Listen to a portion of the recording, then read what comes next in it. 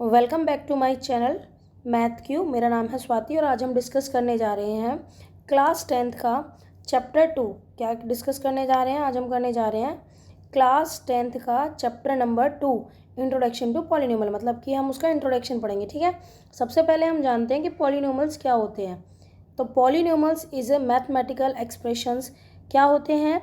ये होते हैं a polynomial is an mathematical operation consisting of variables, जिसमें वेरिएबल्स होते हैं coefficient and non negative integer exponent. मतलब कि क्या कहा गया है कि पॉलिनोमियल जो है वो आपका मैथमेटिकल एक्सप्रेशन है जिसमें वेरिएबल होते हैं, कोफिशिएंट होते हैं और नॉन नेगेटिव इंटीजर एक्सपोनेंट होते हैं। जैसे एग्जांपल में हम यहाँ पे देखिए ले लेते हैं। मैंने आपको यहाँ पे ले लिया 5x square plus 3x plus 4। ठीक है, एक तरीके से मैंने इक्वेशन ले ली। ठीक है, अब यहाँ पर बात करें तो ये पॉलिनोमियल है। कैसे है सुन लीजिए, क्योंकि इसमें कोई भी एक्सपोनेंट जो है वो नेगेटिव इंटीजर नहीं है, मतलब नेगेटिव पावर नहीं है। ठीक है, दूसरा मैंने क्या कहा, इसमें क्या कहा गया है, तो जिसमें वेरिएबल हो। वेरिएबल क्या होते हैं? जैसे ये x, ठीक है, ये जो वैल्यू है इसे वेरिएबल कहेंगे। ठीक है, और इसके साथ जो वैल्यू होती है उसे कांस्टेंट बोलते हैं। जैसे ये 4 है, कांस्टेंट वैल्यू। ठीक है, मैथमेटिकल ऑपरेशन क्या होते हैं? ये प्लस और माइनस। ठीक है, आगे बढ़ते हैं। देखिए इसी टर्म में देखिए आता है पॉलिनोमियल में वेरिएबल क्या होते हैं। तो अभी मैंने अभी बताया था ना, सिंबल लाइक एक्स वाई और Z that represent unknown value. जैसे मैंने यहाँ पे 3x प्लस 4 बराबर 0 लिख दिया। अभी हमें x की वैल्यू नहीं पता, लेकिन हम फाइंड आउट कर सकते हैं, लेकिन नहीं पता। ठीक है, तो ये symbol like x y z, जैसे कि 4y प्लस 2, तो यहाँ पे y आपका वेरिएबल है। हम ये भी ले सकते हैं 3z माइनस 4, तो यहाँ पे आपका z जो है वो वेरिएबल है। ठीक है, बढ़ते हैं आगे। कोफिशिएंट क्या होते हैं? देखिए कोफिशिएंट क्या होते हैं? Number that multiply the variables. जैसे कि अभी मैं यहाँ पे एग्जांपल लेती हूँ 3x स्क्वायर प्लस 4x। ठीक है, तो कोफिशिएंट की बात करें यहाँ पे एक्स स्क्वायर का कोफिशिएंट क्या होगा? जिसमें एक्स स्क्वायर की मल्टीप्लाई हो रही है, मतलब 3, और x का कोफिशिएंट क्या होगा आपका? 4। तो क्या होते हैं भाई coefficient? Numbers that multiply the variables. वो नंबर जो कि वेरिएबल से मल्टीप्लाई होते हैं उन्हें बोलते हैं कोफिशिएंट। उम्मीद है ये भी समझ में आ गया होगा। एक्सपोनेंट क्या है भाई? Power to which variable are raised in the polynomials these must be whole number. मतलब कि जो एक्सपोनेंट क्या होती है? पावर। ठीक है, और ये हमेशा पॉलिनोमियल में क्या होनी चाहिए? पॉजिटिव होनी चाहिए। जैसे 0 1 2 3 डैश डैश डैश इन्फिनिटी। मतलब कहने का मतलब है कि नेगेटिव नहीं होनी चाहिए। ठीक है, होल नंबर होनी चाहिए। उसके बाद कांस्टेंट टर्म क्या होती है? अभी जैसे कि मैंने यहाँ पे एक इक्वेशन लिख दी 3x प्लस 4, तो भैया ये विदाउट वेरिएबल की जो टर्म है इसको हम क्या बोल देते हैं? कांस्टेंट टर्म, क्योंकि इसकी वैल्यू क्या है? फिक्स्ड। जैसे मैं यहाँ पे ले लेती हूँ 4y प्लस 10, तो यहाँ पे 10 क्या है आपका? कांस्टेंट। ठीक है, क्योंकि इसके साथ कोई वेरिएबल नहीं है। उम्मीद है ये भी समझ में आ गया होगा। उसके बाद क्या है? The degree of polynomial is the highest power. ठीक है, यदि हम बात करें डिग्री, जैसे कि हमने यहाँ पे कोई भी एक इक्वेशन लिख लेते हैं, जैसे 3x प्लस 4, तो यहाँ पे x की पावर कितनी है? कुछ भी नहीं है, 1 है। तो इसकी डिग्री कितनी हो जाएगी? 1।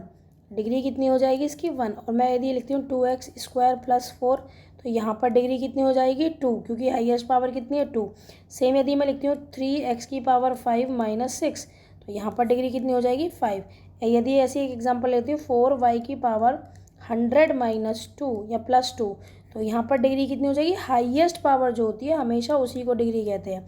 जैसे कि इधर ले लीजिए, हम लेते हैं 3x की पावर 4, एक एग्जांपल और लेते हैं, minus 3x square plus 4x। ठीक है, एक इक्वेशन ली, तो इसमें हाईएस्ट पावर कितनी है भाई?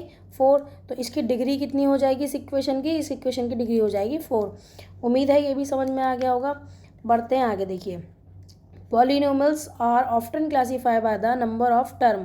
टर्म के अकॉर्डिंग इसको देखिए अलग अलग क्लासीफाई किया गया है। देखिए जैसे मोनोमियल्स क्या होते हैं? 1 टर्म। मान लीजिए यहाँ पे मैंने लिखा 3x, तो ये केवल एक ही टर्म है। ठीक है, टर्म क्या होती है? जिसमें भाई एक वैल्यू कांस्टेंट होती है और एक वेरिएबल, तो उसे क्या बोल देते हैं? टर्म। ठीक है, तो जिसमें केवल एक ही जो टर्म होती है उसे बोलते हैं मोनोमियल्स। जैसे कि आप यहाँ पे 2y भी ले सकते हैं एक एग्जाम्पल, आप यहाँ पे x भी ले सकते हैं केवल, है ना, और 5z भी ले सकते हैं। तो ये सारे आपके क्या हैं? क्योंकि सब में क्या है? एक एक टर्म है, तो आपके कौन से? मोनोमियल। ठीक है, उसके बाद आप क्या पढ़ेंगे? उसके बाद नंबर आता है बाइनोमियल। बाइनोमियल कौन सी टर्म होती है भाई? जिसमें 2 टर्म होती है। जैसे कि अभी हमने पढ़ा 3x प्लस 2 कर दीजिए, कितनी टर्म हो गई? 2 टर्म हो गई, तो ये आपका बाइनोमियल है ना। 2y माइनस 6 कर दीजिए, 2 टर्म हो गई, तो क्या है? बाइनोमियल है ना, और 3z+6 कर देते हैं, इसमें भी 2 टर्म है, तो ये भी क्या है आपका बायनोमियल। यानी कहने का मतलब है ये मोनोमियल, बायनोमियल और ट्राइनोमियल, ये तीनों जो होते हैं नंबर जो होते हैं इनके नंबर ऑफ टर्म, इसके अकॉर्डिंग इनके नाम लिखे जाते हैं। ठीक है, ये बेसिस होते हैं किस पर, टर्म पर। यदि एक टर्म है किसी इक्वेशन में तो मोनोमल्स है वो, यदि 2 हैं तो बायनोमियल, और अगर 3 टर्म है, 3 टर्म मतलब 3x² + 4x + 5, तो ये आपकी क्या है भाई 1, 2 और 3 टर्म है, तो आपको क्या है ट्राइनोमियल। एक एग्जाम्पल और लिख सकते हैं 6x² - 6x + 4, तो इसमें 1, 2, 3, इसमें भी 3 टर्म है, तो ये भी क्या है आपका ट्राइनोमियल। उम्मीद है ये भी आपको समझ में आ गया होगा। बढ़ते हैं नेक्स्ट। ठीक है, अभी ये कह रहा है कि पॉलिनोमियल को जैसे अभी हमने टर्म के अकॉर्डिंग डिवाइड किया, वैसे ही हम किसके डिग्री के अकॉर्डिंग क्लासीफाई करते हैं। कैसे करते हैं देखिए, लीनियर मतलब डिग्री, यदि हाईएस्ट पावर यदि 1 है किसी इक्वेशन की तो वो लीनियर है, और यदि 2 है तो आपका क्वाड्रेटिक है, और यदि 3 है तो क्यूबिक। ठीक है, साथ ही साथ यदि आपकी पावर हाईएस्ट जो है वो 4 है तो क्वाड्रेटिक। ठीक है, इसका एग्जाम्पल देख लेते हैं। देखिए, यदि लीनियर उसकी पॉलिनोमियल की बात करें तो मैंने यहाँ पे 2y ले लिया मान लीजिए। ठीक है, तो यहाँ पर भैया हाईएस्ट पावर कितनी है 1, तो ये कौन सा है लीनियर पॉलिनोमियल। ठीक है, जैसे 3x, यहाँ पे हाईएस्ट पावर कितनी है 1, तो ये कौन सा है लीनियर पॉलिनोमियल। ठीक है, जैसे मैं यहाँ पे भी ले सकती हूँ 4y - 6, तो यहाँ पे कितना है 4y² - 6 + 3। ठीक है, सॉरी ये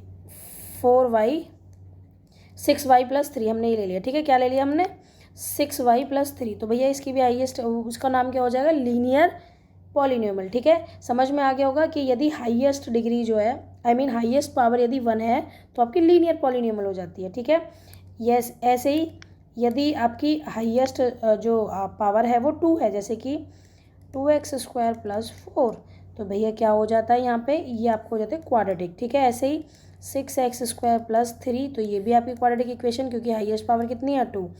ऐसे ही हम यहाँ पे एक और ले सकते हैं 7a² + 4, तो यहाँ पे भी हाईएस्ट पावर कितनी है 2, तो ये भी आपकी क्या हो गई क्वाड्रेटिक। सेम क्यूबिक के लिए क्या हो जाएगा भाई, हाईएस्ट डिग्री कितनी होनी चाहिए, आई मीन डिग्री 3 होनी चाहिए, हाईएस्ट पावर 3 होनी चाहिए।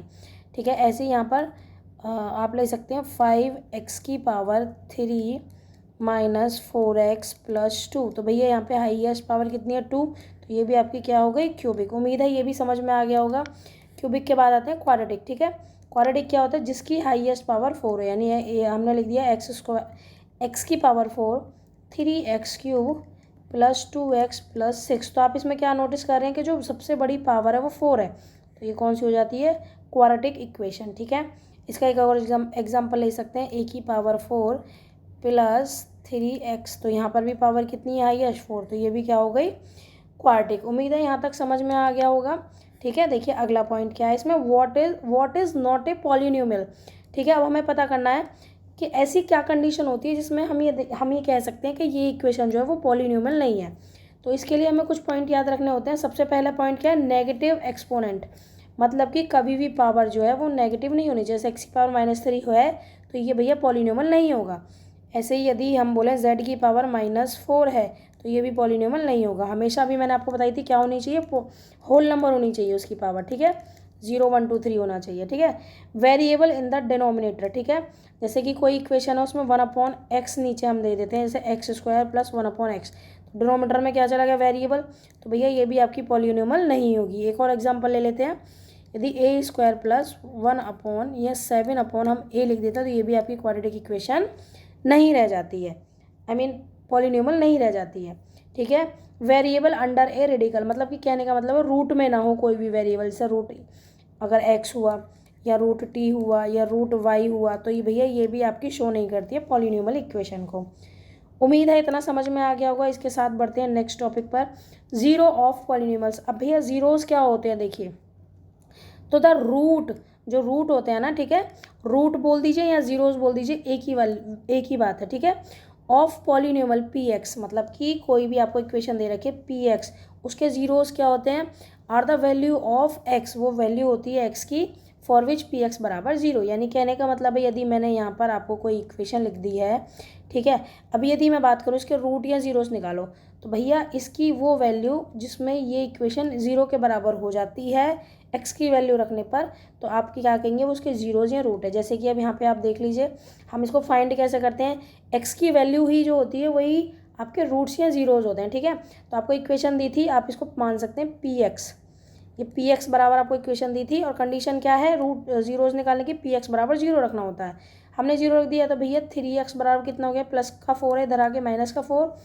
x बराबर कितना हो गया, -4/3। तो ये आपका क्या है, 1 0। यहाँ पर अच्छे एक बात ध्यान रखनी है, यदि आपकी डिग्री 1 है तो आपको वैल्यू कितनी मिलेगी, आपको रूट्स कितने होंगे, 1, ठीक है। डिग्री यदि किसी भी इक्वेशन की 2 है यानी x की पावर 2 है तो आपको रूट कितने मिलेंगे, 2।